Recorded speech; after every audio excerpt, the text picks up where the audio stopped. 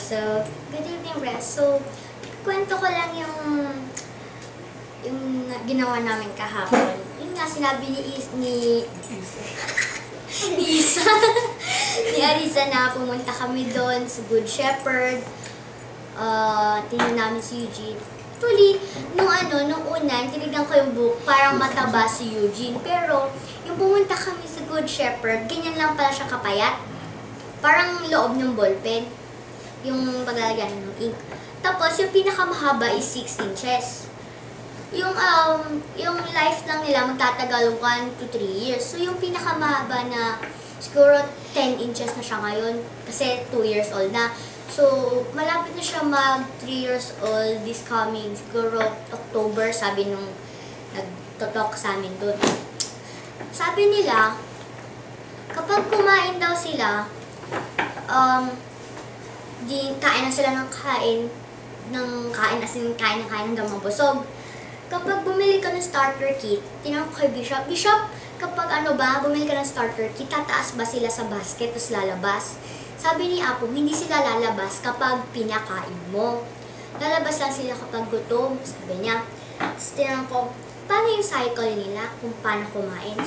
Sabi ni Bishop, ilalagay yung pagkain sa parang ganito. Tapos let go mo yung mga mortar, dapat isuspread. Tapos kapag may buo-buo, wag mo i-shred kasi dun sila mangingitlog. Yung itsura ng itlog, pink lang siya na maliit, ganyan lang. Tapos, pagkatapos nila kumain, after how many minutes, ilalabas nila yung waste nila. Tapos yung waste nila, yung fertilizer, yung tawag at doon is vermicomposting. So, kapag hinawakan mo, sobrang soft. Pero fertilizer siya sa plants. Yung vermicast naman, yung kapag pinapakain mo sila, basta sabi nila, pag may peste, gawan mo ng paraan. Kagaya nung ant, lagyan mo ng tubig sa side nung para di makataas. Tapos yung chicken, dapat ipataas mo pa yung paglalagyanan nila. Kapag yung mga caterpillar, ganun, ipis, dapat ang gagawin naman sa ganun is hindi tayo yung magsisave sa kanila, sila yung magsisave sa life nila. Kasi gaganon lang sila sa soil, nagtatago sila. Tapos sabi nga nila, pag bibili ka daw, huwag mo muna ilalagay sa drum na metal. Okay lang daw yung plastic, pero dapat may shade. Kasi kapag nakulong daw yung sunshine doon, maluluto sila. So, yung itsure talagang crispy. Pero pwede mo daw sila kainin. Yeah. Sabi nung Tapos meron kaming funny scenes nila Isa, nila Bishop.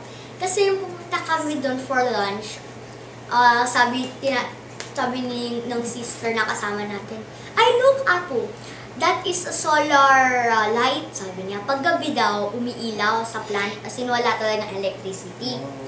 Tapos pag tinignan mo sa bubong, may mahabang tube, tapos may nakaganon. Solar water naman yun. Heat naman. Tapos, yung papasok kami, sabi namin ni Apo, Apo, look, sabi namin. You know, that is also a solar car, sabi namin. Just put it under the sun, then it will already go, sabi namin. Sabi namin, solar car. Tapos, yung pagpasok namin, yung mga pagkain namin doon is fish na barbecue, fish na adobong chicken, pero onti lang yung sabaw. Tapos yung turon, tapos pinakain kami ng mainit na ube doon.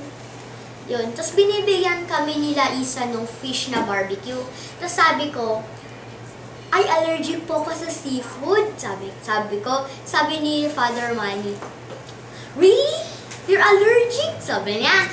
Siglang, kumakain ako, akala niya kumain ako, tapos nagaganan-ganan yung lips. Are you okay? Ganon siya. Tapos kapag tinignan niya yung camera, nagkikinig siya, tapos nakaganyan pa. Talagang makikita mo nakaganyan pa, oh. Tapos yung pagkatapos namin kumain is, nauna kami ni Isa. Tapos, nakita namin yung bag ni Ariza. Kinuha namin, tapos tinatago namin saan. Tapos tumatawa yung gardener, tapos sabi ni Ariza, "You know, that is that funny!" Sabi niya. So, after that is bumalik nga kami dito sa so bumili si Bishop ng di bale 2 kilos. So, ang 2 kilos yung makakain niya this night. Siguro kumakain na sila ngayon. Diyan sa greenhouse garden. Sa Ginawan.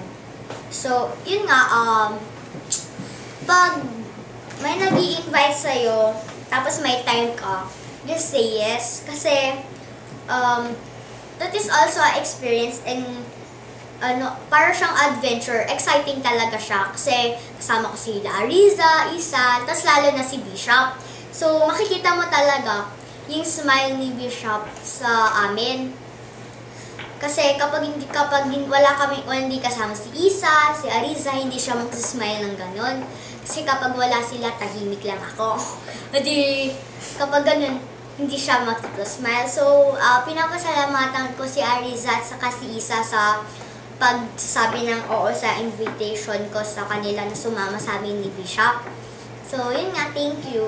Kapag ganun nga, pag may time kayo, tapos ini-invite kayo ng isang tao, just say yes. Kasi that is a new experience in your life. Thank you.